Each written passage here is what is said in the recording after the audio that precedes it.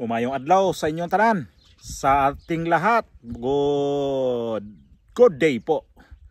Diyan sa may Pilipinas, sa abot po ng ating mga video, sa ating vlog, sa ating YouTube channel, sa ating mga subscriber na mga datihan. Ingat po kayo at maraming salamat sa inyong suporta. Sa mga bago po na ating mga subscriber, marami po salamat ulit. Sa hindi pa nakapag-subscribe, inaanyayahan ko po kayo, mag-subscribe na po sa ating YouTube channel para magkita-kita ho tayo. At ang shout out, next vlog ko, doon po ang shout out ko ha. Ito muna wala kasi hindi ko nakapaglista ulit. Walang nilista po ang inyong makalimutin na naman na taga shout out. So ang gagawin ko ng opinion ngayon ay itong sunog dito sa DPWH. At ang tanong ko, bakit itong ahensya ngayon na sobrang init na iniimbestigahan itong mga empleyado nito sa mga kadikit nilang mga controversial na mga flood control, at ito pa ngayon ang nasusunog. At itong nasunog ngayon, hindi naman to ang main office ng head office ng parehas lang yun ng DPWH. Itong nasunog ay dito sa may tapat ho ito ng GMS7, dito sa may Kamuning, diyan sa may EDSA. Dati nung nag-delivery pa ako dyan sa Maynila, nakapasok ako dyan sa compound nito. Mga nakikita ko dyan ay hindi naman to masyadong maraming dyan, mga tao dyan. So nakapasok na ako dyan dati, matagal lang panahon na. So hindi pa uso noon ito mga insertion, itong DPWH na sobrang kawatan ng mga empleyado.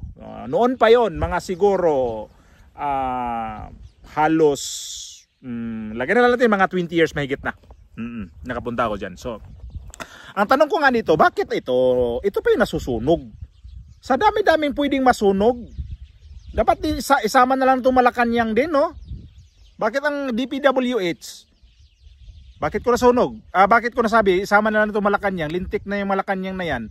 Bakit ito si Bongbong Marcos naglabas ng mensahe niya na kailangan walang na purwisyo doon na mga dokumento sa DPWH? Purwisyo talaga to si Bongbong Marcos, ha. Hindi naglabas napaimbisigahan kung anong sanhi ng pagkasunog. Wala ni isang statement nito na naibalita. Ewan ko lang, lagi tong huli talaga tong animal na to Di ba nakakapikon Lagi na lang nauna itong mga tauhan niya, itong mga tuta niya, itong mga taga-tahol niya. Ang unang nito na paimbestigahan daw sa NBI at saka sa Bureau of Fire, si Rimulya, itong itong ombudsman na di ko alam kung anong klaseng ombudsman to na araw-araw may preskon. Gusto niya ma-expose ang mukha niya lagi, araw-araw ma-expose ang mukha niya na nako, ang pangit ko, lalo tong pangit ha. Ang pangit ko naman di ko naman sabihin talaga na nako, napagpamintas natin ito ilang di lubos-lubosin na natin. Mamintas tayo dito sa dating DOJ, ngayon ombudsman ay nako, gusto laging expose sa mga media. At inutusan pa niya mga itong NBI. Ayan video niya. Nasusunog pa ba hanggang ngayon? Hindi na far out na.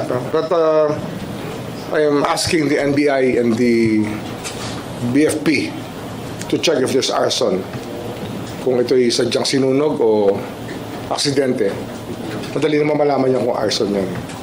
Pero hopefully ay natural cause yan. Pero I'm sure that there are backup documents naman pagdating dito. And it's a working day, so people were able to save their computers, hopefully, which contain the information. At syempre, it's disturbing that in a place like Quezon City, masusunog yung records sa isang office na maraming investigation pa ang kinakailangan mangyari. So we're just worried that it might stifle some or become an excuse to evade responsibility, but we will not allow that. Talo pa si Bongbong Marcos, tutuusin. Dapat si Bongbong Marcos ang una magsabi o paimbestigahan natin yan. Kasi itong nangyari ngayon sa mga investigasyon, dandyan daw nakaimbak yung mga yung mga dokumento ng Region 4A. Dito sa may bandang bandang Mindoro. So ang laking diyan ha. ang laki nilang controversial yan sa Mindoro. Para sa Bulacan din. O, sana nga sa Bulacan hindi nakasama dyan sa nasunog na building na yan. At ang kasama daw dyan, ang mga mga record ay kasama ditong Quezon City. Ang Quezon City marami ding dyan controversial eh. Diyan sa may distrito ng alam naman natin kung sinong congressman diyan na involved diyan. Itong asawa ni Maine Mendoza, itong artistang magnanakaw din.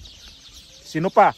Itong kapatid din ng artistang magnanakaw din. Itong si Vargas ang apelyido. At sino pang diyan? Itong dating congressman diyan sino ba yun? Relio ba yun? Oo, kasama ho dyan ang Quezon City. Na ito yung sinabi ng Mayura dyan, na ang daming mga ghost project dyan at saka mga substandard na nangyayari. So dito ko, nagkomento nga din patungkol dito kay Bongbong Marcos. Asaan ba si Bongbong Marcos sa sunog na yan DPWH? Dapat siya ang manguna. Dapat siya ang maaligaga dyan. Siya nagpapaimbestiga nito. Sabi na siya nagpa-expose nito. Siya daw nagpa-expose. Ugali niya to eh. Mahilig sa ginagrab niya yung mga magagandang nangyari. Pero pagka pangit, hindi yun, ayaw niya yun. Sa dating administrasyon yan, paawa-awa ang mukha. Lahat ng nangyari hindi nga maganda, sa dati yon. Pero yung bago ngayon, akin yan. Yan ang ibig niya sabihin. Itong sunog ngayon, kanino na naman kaya to ipahid nito? Sa mga Duterte. Sinong may kasalanan naman kaya nito? Sa mga Duterte na naman sigurado to. Ang dami nag-react nito ang nasunog tong DPWH na opisina. Ulitin ko, hindi ho ito ang main office ng DPWH. Kasi ang main office ng DPWH sa Maynila sa port area. Pero ito sa Quezon City, ito sa may EDSA. Tapat mismo ho ito ng Kamuning Station sa may GMA. Tapat ho ito, nandyan yan. Nandyan ho yung building na yan, na medyo may kalumaan nga naman talaga to. Dati pa nakapunta, imaginein ba naman nasa halos na ako nakapunta dyan, halos mahigit 20 years nga ako nakapunta dyan o kulang-kulang 30 years na nakapunta dyan. Sa totoo lang dati pang trabaho ko sa Maynila, na delivery ako dyan, basta dyan. At may kalumaan nga building na yan. Nakita naman yung mga pinipinturahan lang ho yan. At ang dami nag-react nito na wala na. Bye-bye na yung ang investigasyon nito dito sa flood control. Kasi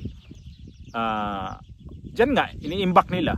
At sabi pa naman ni Rimulya, mayroon mga backup daw. Ewan ko. Ba't alam niya may mga backup yan? Nagtatanong pa nga siya nasusunog pa ba? Nasusunog pa ba hanggang ngayon? Tinatanong niya kagad yun. May mga backup yan. May mga backup ba yan dyan? At bakit nauna to si Rimulya? Bakit nauna to si Rimulya na nagsalita na paimbestigahan sa NBI at saka sa sa natural ang Bureau of Fire yung sa mga sunog sila talaga yung mag-imbestiga. At ang sinabi kanina, ang initial kaninang sinabi nila kanina ay computer daw nasusunog. Ang lintik na computer na yan, yun pa yung idahilan sa sunog. At sinabi niya ni Rimulya na makikita naman daw yun kung arson o sinadya ba o hindi.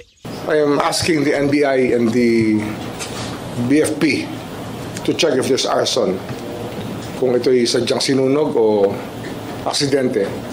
Madali naman malaman niya kung arson yan. Pero hopefully ay natural cause yan. Pero I'm sure that there are backup documents naman pagdating dito. Sana nga ang hilig pa naman ninyo magtakip sa mga issue na to ngayon. Huwag niyong pagtakpan yan mga yawa kayo kasi nakakapiko na. Tapos ang iba nito sigurado Duterte ang may kasalanan yan. Kapag may makita akong video nito na ay nako. Talagang ihampas ko talaga yung wag naman yung gadget ko ihampas sa pag Duterte pa rin pagbintangan. Kasi lahat naman pagbintangan.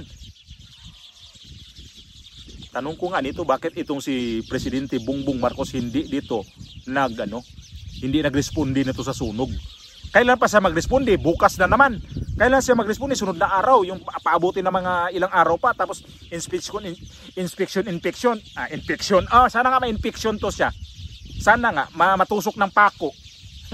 Eh di ba ugali niya na magturo-turo. Ayan oh, kulang ito, mahina ang ano ito yung mga pundasyon eh. Kaya yan yung mga tulay, di ba? Yan hindi yan design ng mga ganyan. Kaya nga na ano yan kasi hindi yan ang design ng dapat ginagamit yan. Marunong pa sa engineer eh. Drop out nga siya eh. Marunong pa siya diyan sa mga engineer na gumawa ng ganyan. Ito sigurado to pag na-inspect to bukas o kailan to mag-inspect kaya ulit. Kailan kaya to papasok diyan sa nasunog na yan? Animal, wala man lang talagang isang mensahe dito. Na ano nyo yan. Ilabas nyo yung mga ano yan. Mamaya, ano mangyari sa ating mga investigasyon natin dyan? Ang laking mga problemang hinaharap natin ngayon. Sinunog nyo yan. Sinunog yan eh. Malamang siya pa nag-utos. Si Bongbong Marcos. Sunugin nyo yan. Dapat sinama ng Malacanang talaga nito eh. Animal talaga kayo eh. Tira lang ng tira dyan. Wala namang tumitira lang kayo dyan, wala naman kayong silbi sa Pilipinas, animal kayo. Nainis ako eh.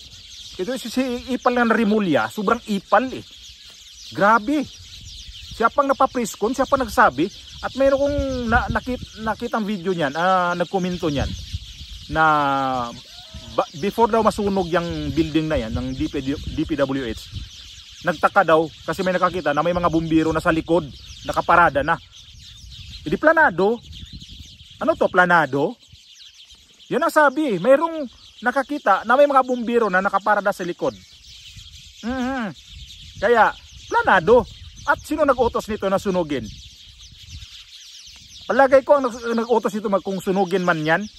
Ang pinaka main na ano ko yan, suspect, sino pa ba? Pangalawa, Dizon. Si Vince Dizon.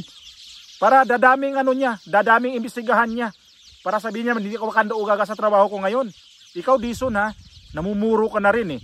Pakitang tao, pakitang gilas ka. Unang-una, bilib ako nito. Pero ngayon, hindi na ako bilib kay Dizon ha. Ito sa DPWH Secretary. Hindi na ako bilib nito. Kasi, puro pakitang tao lang ginagawa nitong lintik rin to. Himod puwet ni Bongbong Marcos tong si Dizon. Nimal tong Dizon na to. Malamang siya rin to nag-utos sila ni Bongbong to.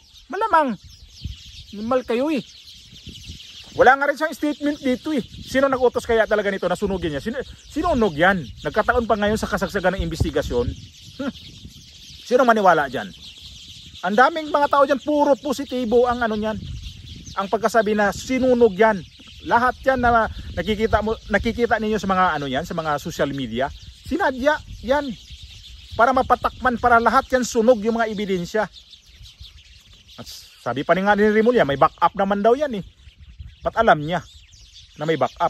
Kapag nag-imbestigasyon yan, kung ano yan, sabihin niyan, ay, napasama sa sunog yun. Wala na ho yun. Yung iba na i-save namin, pero itong pinaka-importante, yun ang hindi na i-save namin. Ganyan yan. Nako, pustahan pa. Lekat naman talaga, oh. Kung kailan pa talaga itong ICI ngayon na naglabas din sila ng statement na pwede na silang i-live stream ang kanilang investigasyon. Sinunog na naman tong DPWH. Ay, kahayupak talaga tong kamalas-malas naman talaga tong pamumuno ni Bongbong Marcos. Ano sa palagay ninyo? Malas o hindi? Malas, no? Para sa akin, sobrang malas ang ni Bongbong Marcos ngayon, ha? Lindol, Baguio, sunog sa DPWH na ngayon yan ang tinutukan na iniimbestigahan. Ano ba tawag niyan? Buenas. Napakamalas. So Marcos, huwag naman na sunugin yung DPWH niyan. Yung may mga record, ay sunugin mo yung Malacanang na lang para mawala kayo rin dyan. Animal talaga naman talaga tong ano sa Pilipinas ngayon. Ang nangyari sa Pilipinas, ano ba nangyari sa atin talaga? Lahat na yan ang kamalasan sa Pilipinas, tumama na. Bagyo, lindol, itong sunog ngayon na sabi ko nga napaka-importanting opisina, ngayon pa nagkakataon na may mga investigasyon pa. Sinunog nyo yan. Hindi ko maniwala niyan na hindi sinunog yan. Ako, tanga lang ang maniniwala na hindi yan sinasadya. Mga siraulo lang ang nagsabi niya na hindi sinunog yon. Ang nagsabi niya na hindi sinunog yan yung mga panatiko ni Bongbong Marcos na isa rin kayo. Dapat kayo, sinama kayo dyan eh. Grabe kayo. Para pagtakpan lang talaga ang problema na itong bansa natin na nagkagutay-gutay na talaga itong Pilipinas ngayon. Lubog sa utang, lahat na lahat. Wala kang pwedeng hanapin sa Pilipinas ngayon na okay ang Pilipinas. Wala. May mga military na kaanib na ng presidente na lalo ding nagpapagulo sa ating paligid. Wala na. Kanya-kanya ng kulimbat. Kawawa talaga tayo dito sa Pilipinas. Naging kawawa talaga tayo dito.